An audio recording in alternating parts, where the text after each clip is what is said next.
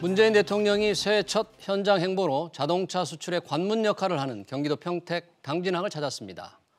국정 운영의 중심을 경제, 특히 수출에 두겠다는 뜻을 분명히 한 건데요. 오늘 집중진단에선 문 대통령의 새해 첫 현장 행보와 함께 신년사에 담긴 경제정책 방향에 대해서 자세히 짚어보겠습니다. 오늘 이 자리에 조영철 글로벌 정치경제연구소 수석연구위원, 그리고 신세돈 숙명여대 경제학부 명예교수 자리하셨습니다. 두 분 어서 오십시오. 반갑습니다. 자, 어제가 근무일 기준으로 제 첫날이었는데 문 대통령께서 신년 인사회를 어제 하고 오늘 평택 당진, 그러니까 자동차 수출을 많이 하는 평택 당진항을 찾았어요.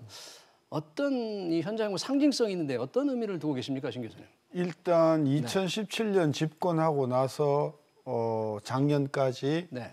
이 문재인 정부의 경제 정책의 방점은 수출이 아니라 내수에 있었다고 볼 수가 있어요. 네, 소득 주도를 통해서 네. 내수를 살리겠다. 네. 근데 그러는 과정에서 수출이 정말 작년에 두 자리 숫자로 감소를 하면서 네. 우리나라 성장의 동력을 많이 떨어뜨렸죠. 네, 네. 그런 관점에서 대통령께서는 2020년 첫날을 수출 현장에 가신 것은 굉장히 신선한 어떤 그런 이미지를 주는 것이다. 네, 네. 근데 그런 이미지 정치가 아니라 네. 실질적으로 수출이 잘 되도록 네. 어떤 구체적인 정책을 내놓는가, 네. 우리는 거기에 더 관심을 가지고 네. 있는 거죠. 근데 말씀하신 대로 사실 수출이 작년에 10% 정도 줄었기 때문에 이 수출을 좀 잘 되도록 정부가 이렇게 투자도 많이 하고 기업인들의 사기를 돋우는 것은 필요한 것 같아요.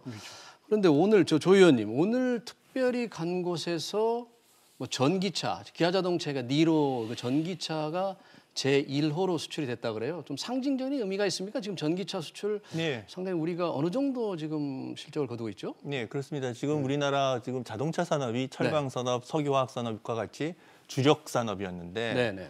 지금 내연기관 그 자동차 산업이 조만간에 네. 이제 그 사양 산업이 될 것이다라고 뭐 네. 미국이나 독일 이런 전문가들이 이렇게 네. 전망하고 있죠. 그래서 지금 그 테슬라라든가 그리고 네. 중국도 사실은 지금 전기차 산업이 굉장히 급속하게 확대되고 있습니다. 네, 네. 독일 같은 경우에서도 주요 그 폭스바겐이나 이런 회사들이 몇 년 내에 네. 이제 전기차라든가 이런 쪽으로 산업을 바꾸겠다 이렇게 이제 발표를 했고요. 네. 상대적으로 우리 같은 경우에 있어서 좀 네. 전기차에 대한 그 투자가 조금 좀 늦은 게 아니냐, 좀 소극적이지 않았느냐 이런 네. 그 지적들이 있었습니다. 그렇죠. 우리가 네. 수소 전기차를 이제 정부가 아주 적극적으로 발전시키겠다고 하는데 사실은 세계 시장이 어느 쪽 방향으로 갈지는 네. 지금 정확하게 알 수가 없는 거고 그래서 지금 전기차와 네. 그다음에 수소 전지차 두 가지를 다 지금 육성하는 방향으로 지금 가고 있는 것 같습니다. 네, 그리고 지금 분명히 내연기관차는 조만간에 네. 이 성장이 지금 이미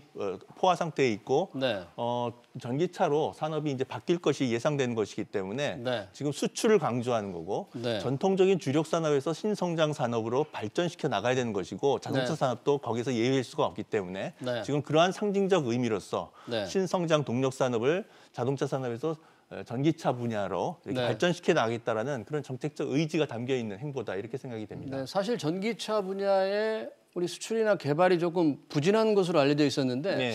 작년 통계를 보니까 현대자동차, 기아차에서 전기차 수출은 거의 배가량 늘었더라고요. 예. 전체 자동차 수출은 상당히 줄었는데. 예, 그렇죠. 그러니까 그러나 지금 전체 그 자동차 네. 생산량이 뭐 800만 대 뭐 이렇게 되는 거에 비해서 지금 전기차가 작년에 한 22만 대 정도 이렇게 네. 수출이 됐다고 그러더라고요. 근데 이게 전기차라기보다는 하이브리드 차, 친환경차 전체로 할 때 한 전체를 22만 대 말하는 정도. 거죠. 네. 예, 예.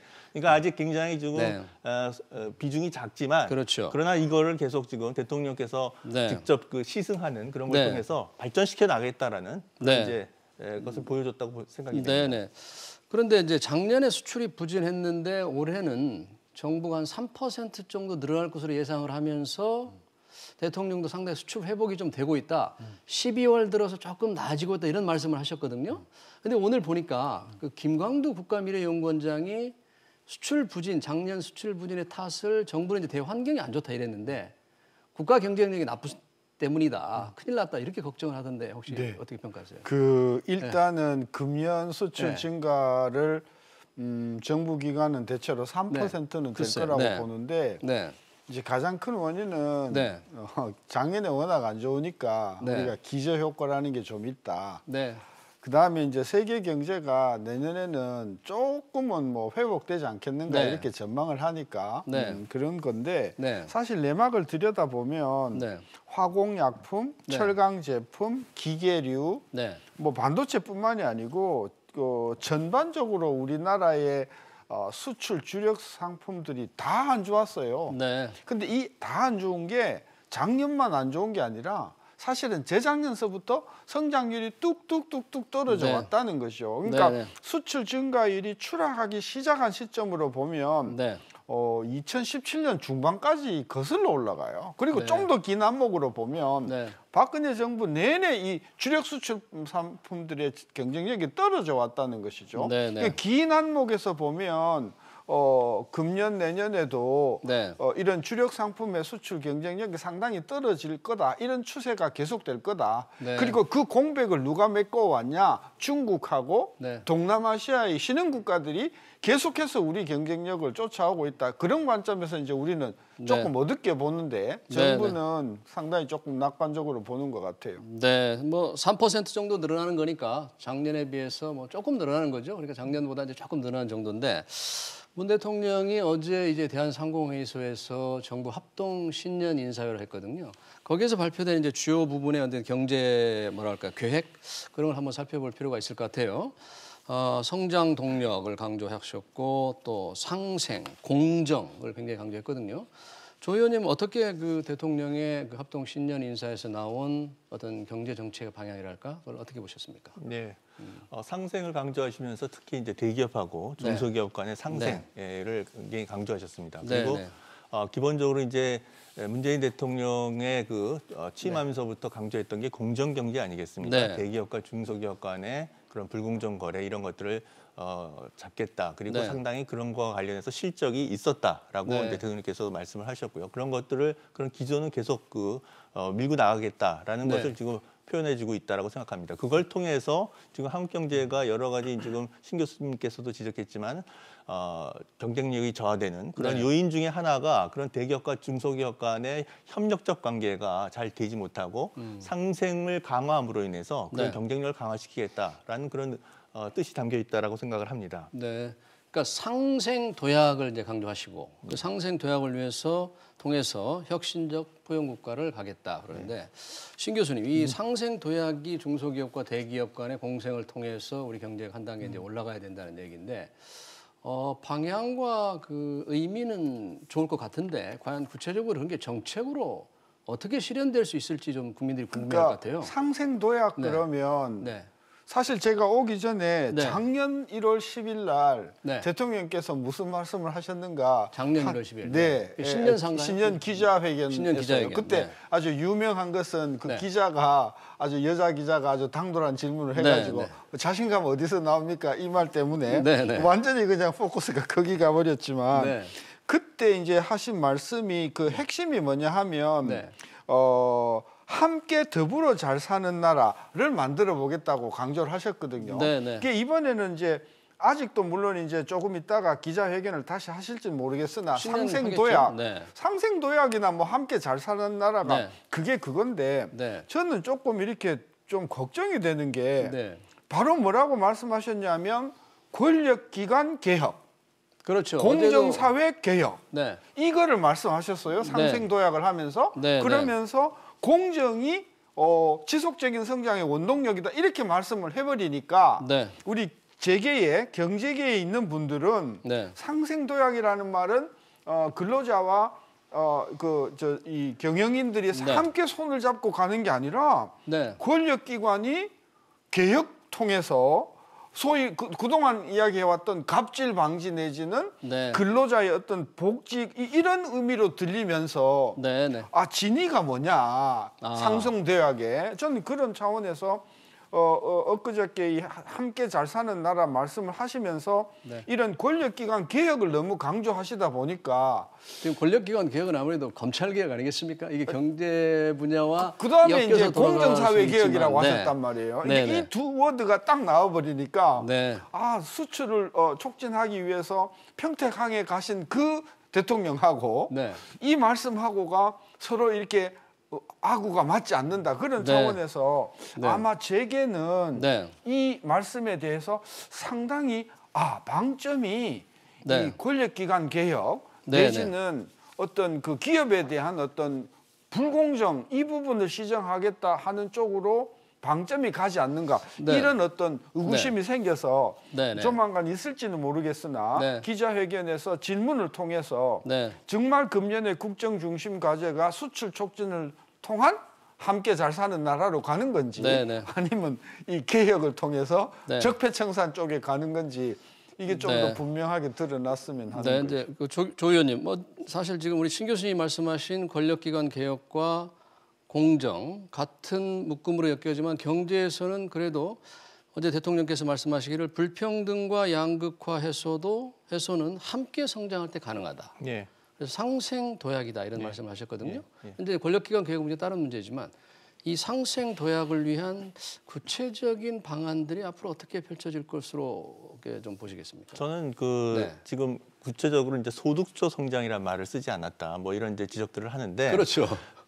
그러나 지금 포용 성장이라는 말로 이렇게 이제 바꾼 지는 꽤 오래된 것 같아요. 네, 그러니까 네. 소득조 성장 정책이라고 하는 것과 관련해서 뭐 네. 보수 야당이나 보수 언론에서 굉장히 여러 가지 이제 그 비판들을 많이 했었고요. 네, 그렇죠. 이게 이제 이념적인 그런 정책 논쟁으로 네. 이렇게 변질됐고 네. 대통령 입장에서는 보수건 뭐 진보 개혁이건 네. 다 이렇게 국민들을 끌고 네. 이끌어가야 되는 입장에서 네. 이렇게 정책을 갖고 네. 뭐 이념적인 논쟁을 벌이는 건 저는 바람직하지 않다고 생각을 네. 하고요. 네. 그렇기 때문에 뭐 굳이 소득조 성장 정책이라는 말을 쓰지 않고 포용 성장이라는 말을 쓰고 있다라고 그렇죠. 생각하는데 어제도 저는 그 내용에 네. 있어서 뭐 큰 네. 차이는 없다고 생각합니다. 지금 소득성과 불평등의 문제라든가 양극화 문제 네. 그리고 상생 협력, 네. 뭐 노동존중 사회 정책 이런 거 꾸준히 밀고 나가겠다. 다만 근로시간 단축이라든가 최저임금의 급속한 상승에 의해서 부작용들이 있으니까 그런 네. 것들은 속도 조절을 하겠다라는 그래서 저는 기본적인 원래의 문재인 정부가 갖고 있던 네. 그런 포지션이 바뀌었다라든가 그렇게 생각하지는 않습니다. 또 한 가지 지금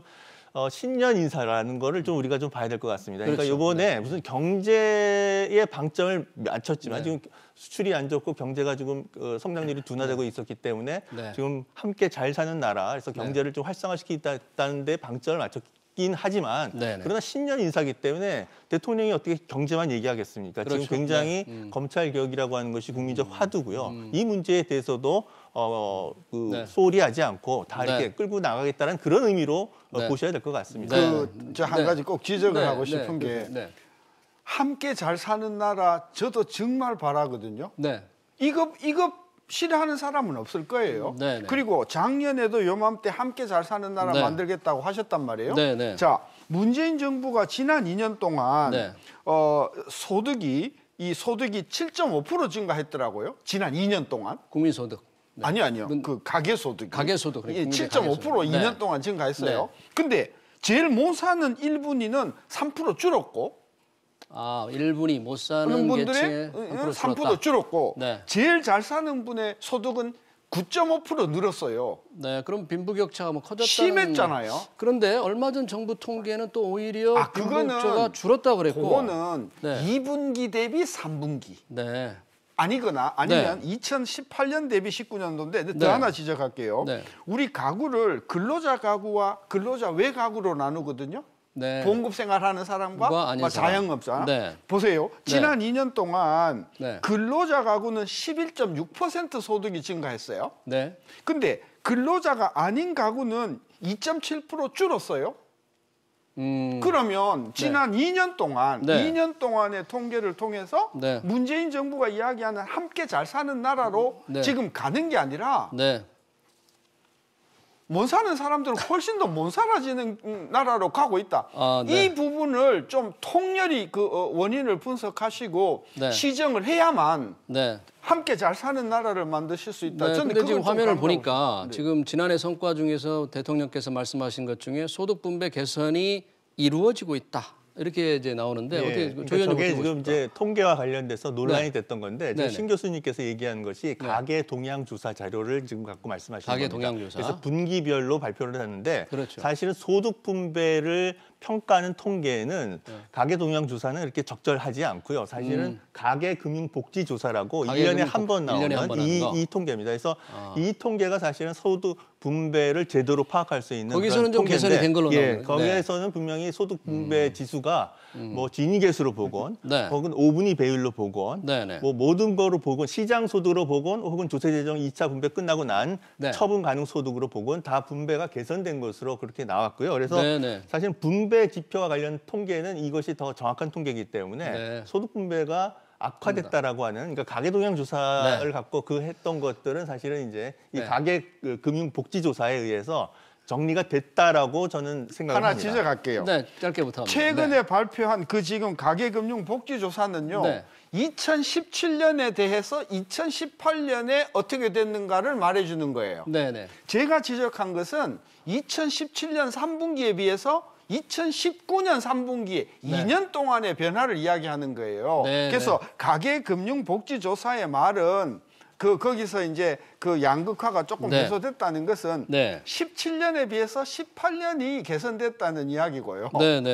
이게 19년도 즉 작년에 개선됐다는 말은 아니다. 이걸 우리가 알겠습니다. 자, 이 분배 개선에 대해서는 뭐 논쟁을 할 시간은 없고요. 보니까 그것 때문인지 저희 SBS가 문재인 대통령의 국정운영 지지도를 지난 연말에 조사를 했어요. 해보니까 잘하고 있다는 게 49%, 못하고 있다는 게 46%로 잘하고 있다는 게 좀 높게 나타났는데 재밌는 거는 이유가 뭐냐? 복지 정책 때문에 잘하고 있다는 분 중에서 가장 큰 이유를 복지 정책을 들었더라고요. 자, 우리 복지 늘려야 될 필요성은 있는데 그 합리 정당성이랄까 그런 것은 어떻게 좀 우리 조 의원님 어떻게 평가하십니까? 지금 이제 나오네요. 긍정 평가 이유. 노인 빈곤 문제라고 하는 것이 굉장히 심각했었고요. 그동안 노인 자살률이 OECD 국가에서 1등인 굉장히 불명예스러운 그런 것이 지난 한 10년 정도 계속 지속이 됐습니다. 그래서 이 문제가 얼마나 심각하고 한국 사회 불평등 양극화 심화된다라고 하는 것이 거의 한 10년째 계속 했고 그러니까 국민들 사이에서도 이 문제를 방치해서는 안 된다라는 저는 나름대로의 국민적 합의가 저는 있었다고 생각을 하고요. 물론 복지 확대와 관련돼서 뭐 재정 적자가 악화되는 거 아니냐 이런 우려가 있는 것도 사실이지만 어쨌든 사회복지 지출을 늘려서 이번에 가계금융 복지조사 통계에서도 나왔지만은 노인 그 상대적 빈곤율도 다소 하락했고요. 그다음에 60세 이상의 그 지니계수도 약간 하락하는 그런 긍정적 효과가 있었다라고 말씀드릴 수 있습니다. 그러나 그럼에도 불구하고 여전히 지금 OECD 국가 중에서 우리나라의 노인 빈곤율 문제라든가 지니계수가 개선됐지만은 아직 만족스러운 수준은 아니다. 그래서 저는 더 사회복지를 더 강화해야지 이 문제가 해결될 수 있다라고 생각을 합니다. 특히 지금 우리가 최저임금과 관련돼서 굉장히 많은 논란을 벌였는데 사실은 최저임금을 인상시켜도 70세 이상의 노인 빈곤 문제가 해결되기는 어렵습니다. 이분들은 사실은 노동시장에서 이미 퇴출돼 있는 분들이니까 정상적인 임금 그 일자리를 얻기가 어렵기 때문에 사실은 이분들의 빈곤 문제를 해결하려면 사실은 사회복지 확대가 불가피하다 이렇게 말씀드릴 수가 있겠습니다. 신 교수님 어떻게 평가하십니까? 지금 그 긍정평가 요인에만 이야기하지 마시고 부정평가의 가장 큰 요인도 같이 보여주셨으면 좋겠어요. 부정평가의 가장 큰 이유는 뭐 경제정책 아니겠습니까? 어떻게 한번 보시겠습니다. 나올 수 있나요? 없습니까? 그러니까 포인트가 조사 결과에 따르면 49%, 46%는 우리 그렇습니다. 통계학적으로 유의 구간 범위 내에서 차이 없다는 이야기니까. 그러니까 잘못한 사람들이 들은 가장 큰 이유는 경제정책입니다. 그렇죠. 그리고 잘했다고 하는 사람들은 이제 복지인데요. 시간이 없어서 말씀드리진 못하는데 복지도요. 복지도 못 사는 사람한테 많이 지불이 되고 잘 사는 사람한테 덜 지불돼야 그 바른 복지 아닌가요? 근데 금액을 보면요. 잘 사는 분이나 못 사는 분이나 상관없이 일률적으로 복지금이 지급이 된단 말이에요. 그러니까 돈을 주는데 누가 싫다 가겠어요. 그러나 그 지급되는 그 내용을 보면 전혀 잘 사는 사람, 못 사는 사람 구분이 없이 이게 지급이 되다 보니까 실제로 상당히 돈을 안 줘도 되는 분한테 돈이 들어가는 부분이 많다. 이 부분을 우리가 조금 네. 개선을 해야 될 부분이 있다고 봅니다. 그 많이 이제 오해를 하시는 분들이 있는데 네. 사회복지 지출이 그러니까 4분위 계층과 5분위 계층 그러니까 괜찮게 사는 그런 그 가계 소득에도 복지 지출이 지급되고 있어서 네. 굉장히 이거 잘못된 거 아니냐 이렇게 이제 생각들을 네. 오해를 하시는데 네. 사실은 사회복지 지출 중에서 굉장히 큰 부분을 차지하는 것이 국민연금이라든가 공무원연금, 네. 군인연금 이런 것들이 있습니다. 그러니까 이런 그 공무원연금이라든가 군인연금을 받는 네. 이런 그 고령 계층들은 네. 사실은 다 괜찮게 사시는 분들이죠. 그리고 네. 그분들은 자기가 군인으로 있을 때, 공무원으로 있을 때 굉장히 많은 그 연금 액수 보험료를 냈던 것이고요. 그 네. 대가를 받고 있는 겁니다. 그래서 네. 복지 지출 이 비용이라고 하는 것이 꼭 네. 기초생활수급자한테만 가는 그런 돈만 있는 것이 아니라 네. 공적 연금들 이런 네. 것도 다 포함된 것이기 때문에 네. 그런 것들이 4분위, 5분위 계층으로 가고 있는 거다. 그래서 네. 뭐 사회복지 지출이 이렇게 낭비적으로 가고 있기 때문에 그런 것이 아니다라는 꼭 한 가지 지적할게요. 네. 그러니까 연금이 이렇게 이제 지급이 되다 보니까 네. 그 연금을 받는 사람이 상위 계층이니까 그건 어쩔 수 없는 거다고 하면 그러면 1분위의 가처분 소득, 네. 1분위 제일 못 사는 사람의 가처분 소득이라는 것은 정부에서 주는 돈을 다 포함하는 겁니다. 네.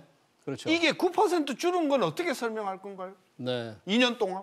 2년 동안 9% 들었다. 네, 이게 통계예요. 가처분 소득은 1인 가구가 많이 늘어서 그런가요? 왜 그러죠? 네? 1인 가구가 많이 늘어서 그런가요? 아니, 이게 2인 가구 이야기거든요. 2인 가구 이상이니까? 이게 2인 가구이니까 그래서 복지가 늘었는데도 지금 복지를 많이 지급하는 것은 네. 사실인데 네, 네. 복지 제도가 정말 필요한 사람들, 즉 네. 1분이 못 사는 분들이 가처분 소득이 줄어드는 이런 거는 안 나와야 되잖아요. 네. 그런 차원에서 저는 우리 문재인 대통령께서 함께 잘 사는 나라 만들자고 저도 150% 지지하지만 네. 실제로 나타나는 통계에서는 그와 거꾸로 가고 있는 현상에 대해서 통렬한 반성이 있어야 된다. 제가 그거 네. 지적하는 거예요. 네, 우리 조 의원님 마지막으로 지금 우리 신 교수님도 말씀을 하셨는데 네.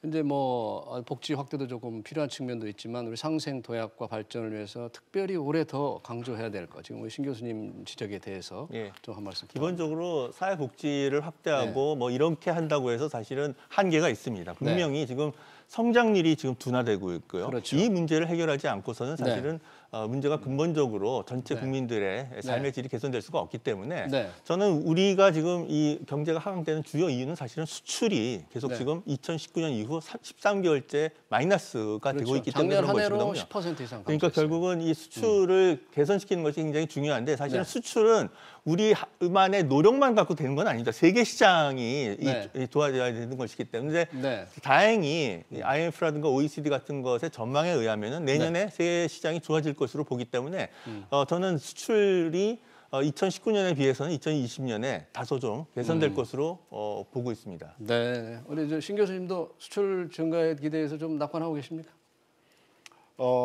수출이 살아나려면은 지금 우리나라 환율이 지금 지나치게 낮다.